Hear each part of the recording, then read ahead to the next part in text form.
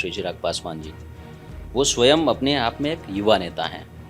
युवाओं की सोच वो भली भांति समझते हैं। बिहार में सबसे पहले हमारे जो नेताजी हैं उनको 5 सीटें मिली बीजेपी गठबंधन से। हमारा संगठन यहाँ बहुत तेज़ी से मजबूत हो रहा है। 27 में हम प्लानिंग कर रहे हैं कि बीजेपी से जितनी सीटें हमको मिल सकेंगी, हम तो कोशिश है कि 50 सीटें भी मिल जाएंगी। उत्तर प्रदेश की 10 सीटों पर उपचुनाव होने वाले हैं। विधानसभा की ये 10 सीटें भारतीय जनता पार्टी और एनडीए के लिए बहुत ही महत्वपूर्ण हैं। इन सीटों पर एनडीए ने अपने अलायंस पार्टियां यानी जैसे संजय निषाद की पार्टी हुई या अनुप्रिया पटेल की पार्टी हुई, इनको भी सीटें दी हैं। लेकिन उपचुनाव से पहले ही उत्तर प्रदेश में एक और बड़ा धमाका होने जा रहा है। जी हां, उत्तर प्रदेश में अब लोक जनशक्ति पार्टी ने भी अपने कदम रख दिए हैं और तैयारी में है कि 2027 के चुनाव में वो भारतीय जनता पार्टी के साथ कदम से कदम मिलाकर उत्तर प्रदेश की राजनीति में एक नया आयाम खड़ा करें। हमारे साथ हैं लोक जनशक्ति पार्टी के संगठन मंत्री सिद्धांत मिश्रा जी। स्वागत है आपका। नमस्कार। किस तरह की योजना है? अभी आप लोग उत्तर प्रदेश में भी आ चुके हैं, बिहार में आपने 5 सीटें लाई हैं, अब उत्तर प्रदेश में एंट्री कर रहे हैं। उत्तर प्रदेश की राजनीति में किस तरह का कार्य आप करना चाहते हैं? किस तरह से यहाँ की राजनीति को बदलना चाहते हैं? सबसे पहले मैं ये कहना चाहूँगा, हमारे जो मंत्री हैं माननीय नेताजी श्री चिराग पासवान जी, वो स्वयं अपने आप में एक युवा नेता हैं। युवाओं की सोच वो भली भांति समझते हैं। आज के दौर में देखा जाए तो वो केंद्र में बैठे हुए हैं, मोदी जी के साथ, बीजेपी के साथ हमारा गठबंधन है केंद्र में, एंड उसके साथ में हमारी राजनीति आगे बढ़ रही है। हम युवाओं को लेके चल रहे हैं, दलित भाइयों को लेके चल रहे हैं, सारे व्यवस्थित लोगों को लेके चल रहे हैं। हमारा ये मानना है कि हम कदम से कदम मिलाकर बीजेपी के साथ, सरकार के साथ मिलके सारे भाइयों का जितनी भी सुविधाएं होती हैं हम पहुंचाने की पूरी कोशिश करें। उत्तर प्रदेश की राजनीति में यदि भारतीय जनता पार्टी की बात की जाए या भारतीय जनता पार्टी के जो अलायंस पार्टियां हैं, एनडीए की जो अलायंस पार्टियां हैं, उनकी बात की जाए तो पहले से ही यहाँ की राजनीति में ओम प्रकाश राजभर की सुहेलदेव भारतीय समाज पार्टी भारतीय जनता पार्टी के साथ खड़ी है, एनडीए के साथ ही है। संजय निषाद की निषाद पार्टी है, अनुप्रिया पटेल की पार्टी है। तो ऐसी स्थिति में लोक जनशक्ति पार्टी का उत्तर प्रदेश में आना कितनी मजबूती मिलने वाली है? कैसे आप यहाँ की राजनीति को संभालेंगे? किस तरह से सीटों का बंटवारा होगा? मैं आपको ये बताना चाहूँगा, जैसे अभी आपने देखा, अभी हाल ही में ही चुनाव हुए, तो आपने देखा होगा बिहार में सबसे पहले हमारे जो नेताजी हैं उनको 5 सीटें मिली बीजेपी गठबंधन से। 5 में 5 सीटें विजय करके वहाँ से निकले। वो बिहार में पूरी तरीके से पूरी जनता उनके साथ है, पूरा युवा उनके साथ है। उनका जो नारा है वहाँ का बिहार फर्स्ट, बिहारी फर्स्ट, उस स्लोगन को आगे बढ़ा रहे हैं, सारे युवाओं को लेके आगे चल रहे हैं। तो उसी राजनीति अपने नेताजी से प्रभावित होके, अपने शीर्ष नेतृत्व से प्रभावित होके हम उत्तर प्रदेश में बहुत मजबूत संगठन कर रहे हैं। और यहाँ पे जो दलित हमारा कहीं ना कहीं भाई जो पिछड़ा व्यक्ति है, जिसके पास सुविधाएं पहुँचने में थोड़ा समय लगता है, तो हम सरकार से मिले हुए हैं। उनके मुद्दों को हम सरकार के पास ले जाके पहुँच सकते हैं, उनके मुद्दों को क्लियर कराएंगे, उनकी चीज़ें उनके पास पहुँचाएंगे। तो हमारा संगठन यहाँ बहुत तेज़ी से मजबूत हो रहा है। 27 में हम प्लानिंग कर रहे हैं कि बीजेपी से जितनी सीटें हमको मिल सकेंगी, हम तो कोशिश है कि 50 सीटें भी मिल जाएंगी तो हम लोग उतना मजबूत संगठन यहाँ पे तैयार कर लेंगे। क्योंकि हमारी सोच ही वही है कि युवाओं को हमें रोज़गार कैसे देना है, हमें युवाओं को बताना क्या है कि आप स्किल्स पे बात करिए, युवाओं को सिखाना है कि आप स्किल सबसे पहले आपके लिए ज़रूरी है। तो उस हिसाब से हम रोज़गार क्रिएट करवाएंगे। रोज़गार तो सरकार की तरफ से भी मिलेंगे, आपको सुविधाएँ आपको प्रोवाइड कराएंगे।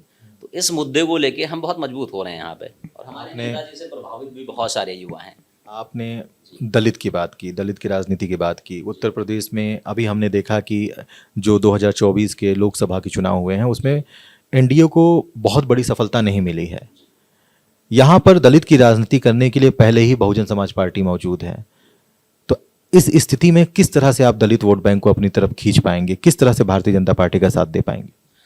कहीं ना कहीं आप देख रहे हैं, जैसे आपने सही चीज़ उठाई कि बहुजन समाजवादी पार्टी यहाँ पे है। तो बहुजन समाजवादी पार्टी का आपने तो देख ही रखा है क्या हाल हो रखा है। अभी उनका जो वोटर है वो कहीं ना कहीं बिखरा हुआ है, उसको चीज़ें मिल ही नहीं पा रही हैं। उन्होंने जो राजनीति की वो सब कहीं पत्थर लगाते रह जा रही हैं तो कहीं कुछ किया। उन्होंने दलित भाइयों के लिए कुछ किया ही नहीं। जितना हुआ सब अपने लिए सरकारें करती चली गईं, सब सरकारें अपने लिए काम किया। कोई भी दलित भाइयों के पास या किसी भी चीज़ों की सुविधाएं लेके वहाँ पे नहीं पहुँच पाए। हमारे नेता जो हैं, हमारी पार्टी की जो सोच है वो सोच ये है कि हम जितनी भी सुविधाएं हो सकें वो हम ग्राउंड स्तर पे लेके पहुँचें। गांव-गांव जाके हम संगठन मजबूत कर रहे हैं।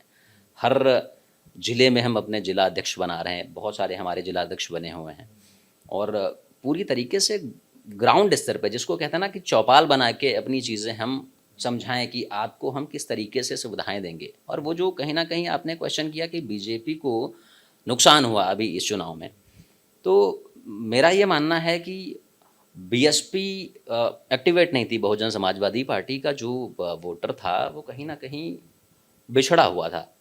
अगर उसी समय हम लोग यहाँ पे मजबूती से एक्टिवेट होते तो हम वो जो नुकसान होना था वो शायद नुकसान न होता। उसके लिए पूरी तरीके से हम ताकत से लग के सपोर्ट करते और वो वोटर हमारे पास रहता जिसके लिए हम संघर्ष करके और सरकारों में रह के, जब सरकार बहुत सारी पार्टियां होती हैं कि वो अपने लिए स्वयं बात करती हैं, अपने लिए बातें कर रही हैं, तो सुविधाएं कैसे मिलेंगी। सरकार मौजूदा है तो हमारी पार्टी अलग है, लेकिन हम सरकार के साथ मिल के काम करेंगे तो जितनी सुविधाएं हो सकती हैं ग्राउंड स्तर पे, उनकी सुविधाओं को ले जाके हम सरकार से बात करेंगे तो अपने लोगों को हम सरकार की सुविधाएं पहुंचा सकते हैं, इजीली पहुंचेंगी। कि राजनीति में आपने कहा कि ठीक है, बहुजन समाज पार्टी एक्टिव नहीं थी, शायद यही कारण है कि वो अच्छा प्रदर्शन नहीं रहा उनका, लेकिन रावण का प्रदर्शन तो अच्छा रहा। भीम आर्मी लेकर रावण ने जिस तरह से उत्तर प्रदेश में अपनी राजनीति की, आज वो संसद तक पहुंच गए। बहुत अच्छी बात आप कह रहे हैं, रावण का प्रदर्शन अच्छा रहा, लेकिन कितनी सीटें लेके पहुंचे हैं आप ये भी तो बताइए। स्वयं की अपनी उनकी एक सीट लेके वो पहुंचे हुए हैं। वो राजनीति अपनी कर रहे हैं, ना कि वो दलित भाइयों के लिए। वो राजनीति स्वयं की कर रहे हैं। अगर भाई आपको तो मैं तब मानता जब आप राजनीति दलित भाइयों के लिए कर रहे हो, ठीक है, वही चीज़ें उनके मुद्दे उठा के आप सरकार के पास लेके पहुँचते, भाई हमारे दलित भाइयों की चीज़ें नहीं मिल पा रही हैं, सरकार आपकी पूरी मदद कर दी। आप तो युवाओं के लिए उनके, तो आप कोई भी स्पीचेस सुन लीजिए, कोई भी भाषण सुनिए, हमेशा मुझे लगता है कि वो युवाओं को भड़काने की ही कोशिश करते रहते हैं कि सरकार क्या कर रही है, फलानी सरकारें क्या कर रही हैं। इस मामले में आप देखिए, मैं देखता हूं कि विदेशों में भी आप देखिए, कहीं अगर कुछ देश के लिए वैसी बातें होती हैं ना, चाहे विपक्ष हो या कुछ हो, सब एक साथ हो जाते हैं। अपने देश में बहुत बड़ी विडंबना है, अगर देश के लिए भी कुछ होता है तो बहुत गड़बड़ है, नहीं एक्टिवेट होते हैं सब, तो वो कहाँ कुछ अच्छा कर पा रहे हैं। तो ऐसी स्थिति में आप जब 2027 के चुनाव की प्लानिंग कर रहे हैं, यहाँ पर लखनऊ में आप लोगों ने शुरुआत की है, क्या लगता है कि 27 में कितनी सीटों पर आप चुनाव लड़ेंगे, किस तरह का गठबंधन होगा और कितनी सफलता मिलने की उम्मीद है? अभी अगर मौके से देखा जाए, मैं तो कह रहा हूँ अभी उपचुनाव हो रहे हैं, अभी बीजेपी अगर हमारे साथ, मैं तो पूरी तरीके से हमारी पार्टी ही तैयार है, उपचुनाव में भी बहुत सारी मदद कर सकते हैं। हमारी पार्टी ग्राउंड स्तर पे काम कर रही है, हमारा संगठन मजबूत है। हम अभी 10 सीटें जो हैं या इसमें भी हम काफ़ी मदद हमारी पार्टी यूपी में कर सकती है। रही बात 2027 की, तो 2027 में बहुत मजबूत संगठन हमारा होगा, जिसमें मैं तो ये कहना चाहूँगा कि 2027 में अगर हमें 50 सीटें भी मिलती हैं ना, तो उसके लिए हम मजबूती से लड़ने के लिए तैयार हैं, जिनको कहीं ना कहीं हम लोग जीत कर आएंगे, जहाँ पे हमारी चीज़ें बहुत मजबूत करके हम रहेंगे और उसमें प्रॉपर सरकार को सपोर्ट में रहेंगे। जैसे हमारे चिराग भैया देखा जाए तो मोदी जी के तो हनुमान हैं ही, वो अपने दलित भाइयों के लिए नहीं होता तो सुविधाएं वहाँ से लेके अपने भाइयों के पास पहुँचाते हैं। जैसे उनके पिताजी थे माननीय रामविलास पासवान जी, हाजीपुर कितना बैक हुआ करता था, बहुत मतलब कुछ नहीं था, वहाँ के डेवलपमेंट के लिए उन्होंने क्या कुछ संघर्ष नहीं किया। आज देखिए हाजीपुर में क्या चीज़ें नहीं हैं, ट्रेन भी वहाँ से होती है, गुजरती है, डेवलपमेंट वहाँ हुआ है, लोग इन्वेस्टमेंट करते हैं आगे। तो चिराग पासवान मोदी जी के हनुमान हैं, तो फिर उत्तर प्रदेश में ओम प्रकाश राजभर क्या है, संजय निषाद क्या है?